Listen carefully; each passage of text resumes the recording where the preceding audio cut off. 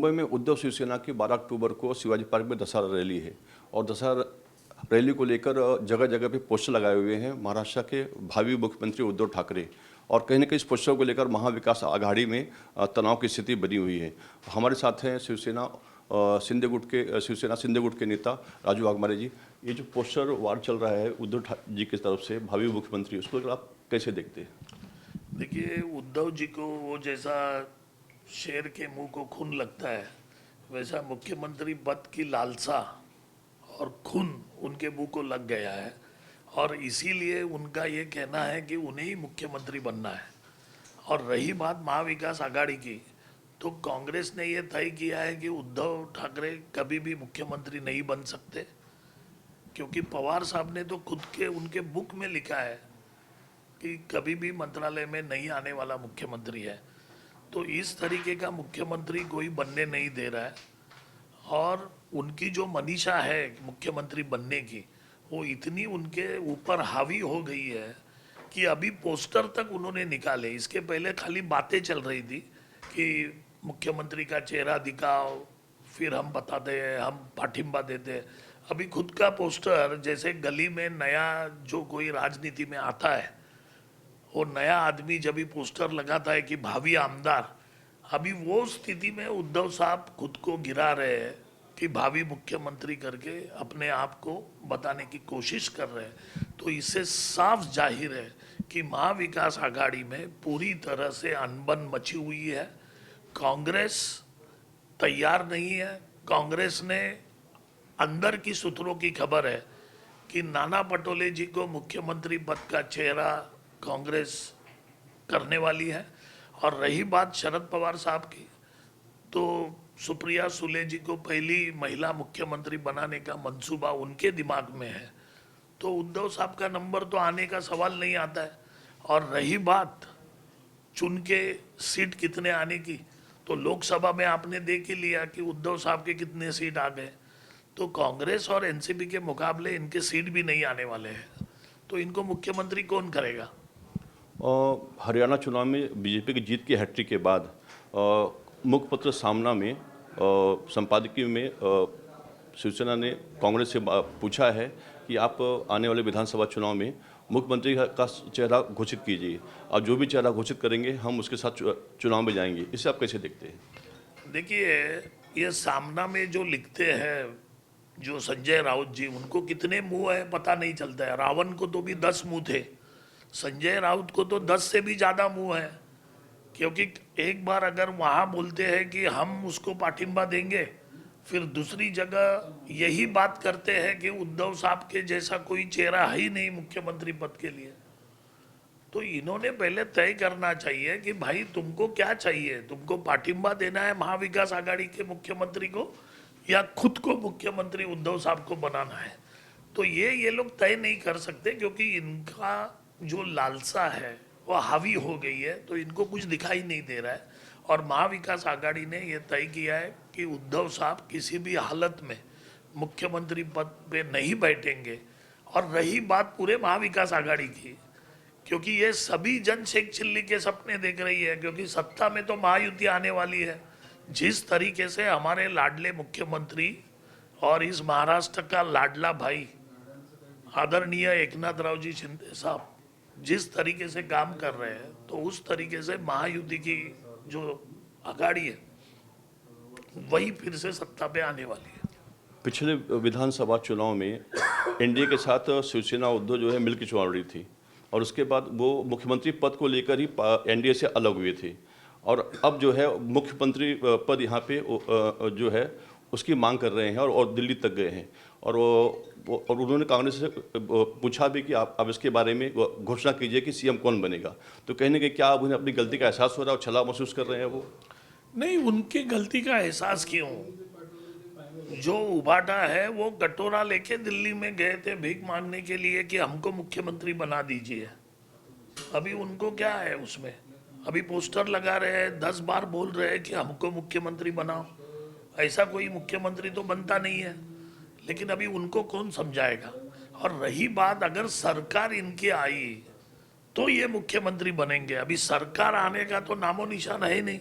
हरियाणा में आपने देखा विकास की राजनीति के ऊपर वोटिंग हो गया और हरियाणा में डबल इंजन की सरकार आ गई। आज महाराष्ट्र में भी पूरी तरह से विकास का काम हमारे आदरणीय मुख्यमंत्री एकनाथ जी शिंदे कर रहे हैं और उनके साथ उनके दो उप मुख्यमंत्री कर रहे हैं। तो इस विकास की जो गंगा है, इसमें महाविकास आघाड़ी पूरी तरह से बह जाने वाली है। इनका कोई नामो निशान रहने वाला है नहीं। तो इनको सत्ता के अभी सपने देखने को कौन रोक सकता है? हरियाणा में बीजेपी की हैट्रिक के बाद, जीत के बाद, क्या महाराष्ट्र में जो महायुति गठबंधन है और उनके जो कार्यकर्ता हैं उनमें उत्साह का संचार होगा इस जीत के बाद? नहीं, इस जीत के बाद देखिए, जब भी बीजेपी की सरकार आई है तो डेफिनेटली कार्यकर्ताओं के बीच में एक उत्साह है। हमारे भी मित्र पक्ष है भाजपा, तो नेचुरल बात है कि महायुति के कार्यकर्ताओं में एक उत्साह है कि बीजेपी की वहाँ जीत हो गई है। तो ये उत्साह तो चारों तरफ है। और रही बात कि जात पात की राजनीति छोड़ के पूरी तरह से जो झूठा नैरेटिव पे इन्होंने लोकसभा में वोटिंग लिया था, आज वो झूठा नैरेटिव पूरी तरह से खुल गया है। और जो अभी हमारे शिंदे साहब ने, जो हमारे मुख्यमंत्री है, हमारे सर्वोच्च नेता है, उन्होंने कहा है कि ये अहंकारी कांग्रेस जो है इसका पतन हो गया है। उन्होंने ये भी कहा है कि अहंकारी रावण का जैसा पतन हो गया था, वैसा अहंकारी कांग्रेस का पतन हरियाणा में हुआ है। और यही पूरा रिपीटेशन जो है ये महाराष्ट्र में होने वाला है। महाविकास आघाड़ी का बोलना है कि जो वहाँ की जो जीत है और जो महाराष्ट्र है उसकी जीत से यहाँ पे कोई फर्क नहीं पड़ेगा। देखिए, क्यों फर्क नहीं गिरेगा? हरियाणा में वोटिंग हो गई है विकास के माध्यम से। हरियाणा में वोटिंग हो गई है कि जिन्होंने विकास काम किए उसको देख के वोटिंग हो गई है। वहाँ जात पात और झूठे नैरेटिव का कोई चला नहीं है। लोगों के समझ में ये बात आ गई है कि भाई विकास रहेगा तो उनकी जिंदगी सुखकारक रहेगी। और विकास की बात करें तो हरियाणा से ज़्यादा विकास गए 2 साल में हमारे मुख्यमंत्री आदरणीय एकनाथ जी शिंदे के टीम ने बनाया है। आज आप देखिए, इंफ्रास्ट्रक्चर में अटल सेतु से लेके समृद्धि महामार्ग, कोस्टल रोड, बेरोजगारों को रोजगार दिया है, लाडली बहन योजना है। तो हमने इंफ्रा में भी काम किया है, कल्याणकारी योजना में भी काम किया है, रोजगार भी लेके आए। तो विकास तो यहाँ भरपेट है। तो अगर महाराष्ट्र पहले नंबर पे जो मुख्यमंत्री साहब लेके गए वो हमारे लाडले एकनाथ जी शिंदे साहब है, तो जाहिर सी बात है यहाँ की जो जनता है वो भी विकास को देखने वाली जनता है। जैसे वहाँ की जनता ने विकास पे वोटिंग किया, महाराष्ट्र की जनता को भी महाराष्ट्र पहले नंबर पे चाहिए। इसीलिए जो काम करने वाला मुख्यमंत्री है, जो जनता में घूमने वाला मुख्यमंत्री है, जो दिन रात 20-20 घंटा 21 घंटा काम करता है, वैसे ही मुख्यमंत्री का चेहरा लेके हम लोगों के सामने जा रहे हैं। हम एकनाथ जी शिंदे साहब का चेहरा लेके जा रहे हैं कि जिसके ऊपर कोई कलंक नहीं है, जिसके ऊपर कोई दाग नहीं है, और जिसको चाहने वाले पूरे महाराष्ट्र में लाखों करोड़ों की तादाद में है। तो हमारा जय तो पक्का है, हमारी जीत पक्की है। हरियाणा चुनाव के जो परिणाम आए हैं उसके बाद नाना पटोले जी का बोलना कि वहाँ पे धांधली करके जो है चुनाव जीता गया है और वहाँ पे जो प्रशासन है उसकी सहायता ली गई है। तो वैसे धांधली हम यहाँ जो महाराष्ट्र विधानसभा चुनाव होगा उसमें नहीं होने देंगे। और वहीं साथ में जो ईवीएम है उसको लेकर भी आरोप लगा रहे हैं वो।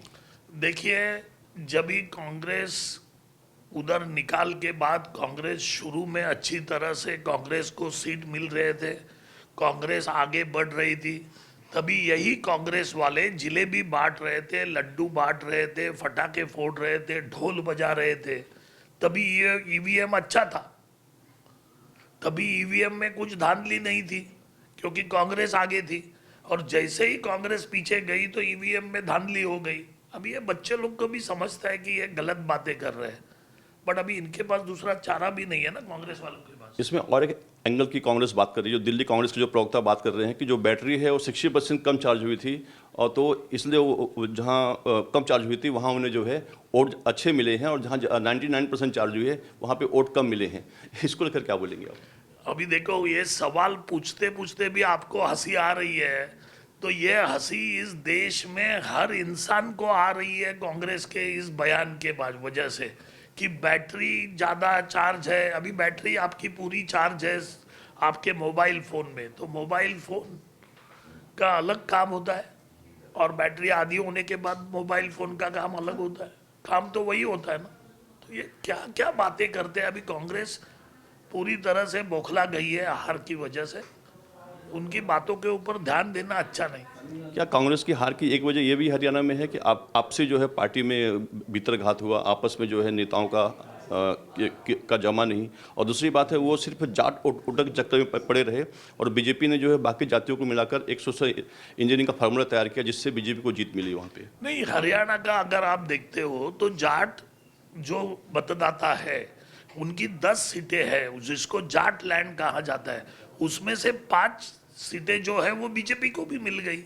तो ऐसा नहीं कि पूरे जाट बीजेपी के खिलाफ गए और बाकी लोग एक साथ गए, ऐसा कुछ भी नहीं हुआ है। जाट के पूरे इलाके में भी 5 सीटें बीजेपी को आई 10 में से 50%, और बाकी के तो लोगों ने वोटिंग किया। ये जो वोटिंग हो गया है ये विकास के धरती के ऊपर वोटिंग हो गया है। मोदी जी ने जो काम गए 10-15 साल में किया हुआ है, और हरियाणा की सरकार ने जो काम किया हुआ है, और उनको लोगों को विधानसभा के लिए डबल इंजन की सरकार चाहिए, और इस डबल इंजन की सरकार की वजह से उन्होंने उनको वोटिंग किया। और महायुति को भी डबल इंजन की सरकार की वजह से महायुति को भी यहाँ लोग भर भर के वोटिंग करेंगे और महायुति को विजय पथ पे लेके जाएंगे। जो बीजेपी की वहाँ पे जीत हुई है उसके बाद महाराष्ट्र में जो महायुति है उसमें सीट बंटवारे को लेकर क्या बीजेपी बार्गेनिंग कर सकती है अपने सहयोगी दलों से? नहीं, देखिए, जीत की वजह से कोई बार्गेनिंग नहीं होती। यहाँ स्ट्राइक रेट देखा जाता है कि किस इलाके में किसको अच्छे वोट मिले, किस पार्टी का उम्मीदवार चुन के आ सकता है। तो महायुति का अगर स्ट्राइक रेट अगर आप देखते हो, उसमें खास करके शिवसेना का हमारा स्ट्राइक रेट अगर आप देखते हो तो हमारा स्ट्राइक रेट 48% था। बाकी जो हमारे दल है उससे हमारा जो स्ट्राइक रेट था वो काफ़ी अलग था और काफ़ी आगे था। तो स्ट्राइक रेट को भी आपको ध्यान में रखना पड़ेगा। ऐसा नहीं कि हरियाणा में जीत गए तो आप किसी को भी खड़ा करो महाराष्ट्र में तो चुन के आएगा, ऐसा तो कभी होता नहीं है। तो आपको स्ट्राइक रेट देखना पड़ेगा, किस इलाके में कौन से पार्टी को मानने वाले लोग हैं, कौन से नेता को मानने वाले लोग हैं। आज महाराष्ट्र का चुनाव हमारे लाडले मुख्यमंत्री एकनाथ राव जी शिंदे जी के चेहरे के ऊपर लड़ा जा रहा है। तो इसकी वजह भी है ना, क्योंकि उनको मानने वाले लोग हैं पूरे महाराष्ट्र में। जिस तरीके से वो काम कर रहे हैं वो काम को सहराने वाले लोग हैं महाराष्ट्र में, इसके लिए हम उनके चेहरे का इस्तेमाल कर रहे हैं महायुति। तो नेचुरल सी बात है, ऐसा कुछ भी होने वाला नहीं है। जहाँ जो उम्मीदवार चुन के आ सकता है उस उम्मीदवार को टिकट दिया जाएगा, उस पार्टी को टिकट दिया जाएगा। ऐसा कुछ भी नहीं होने वाला है कि हरियाणा की जीत है तो महाराष्ट्र में मनमानी करो, ऐसा कैसे होगा। हर्षवर्धन पाटिल जी ने बीजेपी महायुति का साथ छोड़ दिया है, महाविकास आघाड़ी का दामन थामा है, और सीट बंटवारे को लेकर अभी भी जो है कोई घोषणा नहीं हुई है किस पार्टी को कितनी सीटें मिलेंगी। और अजित पवार की पार्टी से भी काफ़ी लोग वहाँ पर जो है महाविकास आघाड़ी में जा रहे हैं, तो उसको लेकर आप कैसे देखते हैं? नहीं, देखिए, महाराष्ट्र के अंदर 6 पार्टियां अभी इलेक्शन में उतरेगी, तो जाहिर सी बात है कि एक पार्टी से किसको टिकट नहीं मिलती है, उसको लगता है कि वो चुन के आने वाला है तो वो दूसरी पार्टी में जाएगा। तो ये तरीका तो यहाँ आगे पीछे होने वाला ही है चुनाव आने तक। लेकिन हमारे पार्टी में सभी इनकमिंग है। शिंदे साहब की वजह से सब जन हमारी पार्टी में इनकमिंग है, हमारे पार्टी से कोई भी आउटगोइंग नहीं है। इससे जाहिर है कि हमारी पार्टी मजबूत है, हमारा नेता मजबूत है, और हमारे नेता के चेहरे के ऊपर हम चुनाव लड़ रहे हैं, तो सभी अच्छा होने वाला है। आचार संहिता जब लागू होगा उसके बाद सभी पार्टियां अपने सीट बंटवारे की घोषणा करेंगी, उम्मीदवार की घोषणा करेंगी, तो उसके बाद जो विद्रोही उम्मीदवार हैं कहीं न कहीं दोनों पक्ष और सभी में वो उसकी संख्या बढ़ने वाली है चुनाव में टिकट को लेकर। तो क्या उसके लिए कोई तैयारी हुई है जो विद्रोही उम्मीदवार को रोकने के लिए? नहीं, देखिए, हर चुनाव में हर पार्टी इस तरीके की तैयारी करती है कि विद्रोह कम हो जाए, कम से कम जो उम्मीदवार है वो द्रोह नहीं करे पार्टी के साथ, तो वो तो तैयारी सब जन करते हैं। आखिरी सवाल, सीएम का चेहरा कौन होगा महायुति की तरफ से? देखिए, हम चुनाव लड़ रहे हैं हमारे लाडले मुख्यमंत्री एकनाथ राव जी शिंदे जी के चेहरे के ऊपर। उनको दाग नहीं है। 30-30, 25-25 घंटा काम करने वाले मुख्यमंत्री है। बीमार रहने के बावजूद भी नहीं घर पे बैठने वाले मुख्यमंत्री है। बाढ़ हो या आपत्ति हो, हर एक को जाके मिलने वाले मुख्यमंत्री है। रास्ते पे उतरने वाले मुख्यमंत्री है। इतने निर्णय उन्होंने लिए हैं कि आज तक कोई मुख्यमंत्री ने नहीं लिए थे। तो नेचुरल सी बात है, हर जनता को महाराष्ट्र के ये लगेगा कि अभी अगर कोई मुख्यमंत्री वापस बनेगा तो एकनाथ राव जी शिंदे बनने चाहिए। ऐसा लोगों की तो मांग है। लोग तो यही बोल रहे हैं कि महायुति की सरकार आती है तो एकनाथ राव जी शिंदे जी को ही मुख्यमंत्री बनाना चाहिए। सर, एक आखिरी सवाल और है। महाराष्ट्र कांग्रेस के जो प्रभारी हैं रमेश चंद्रकांतन, वो उनका बोलना है कि यहाँ पर महायुति की कैबिनेट की जो है मीटिंग हो रही है, लेकिन तिजोरी खाली है और विधानसभा चुनाव के बाद लाडली बहन जो योजना है वो बंद हो जाएगी। उसको लेकर क्या बोलना है? देखिए, रमेश चैनीताला जी कर्नाटक के हैं। उनको महाराष्ट्र की तिजोरी का पता करने के लिए यहाँ थोड़ी देर बैठना पड़ेगा।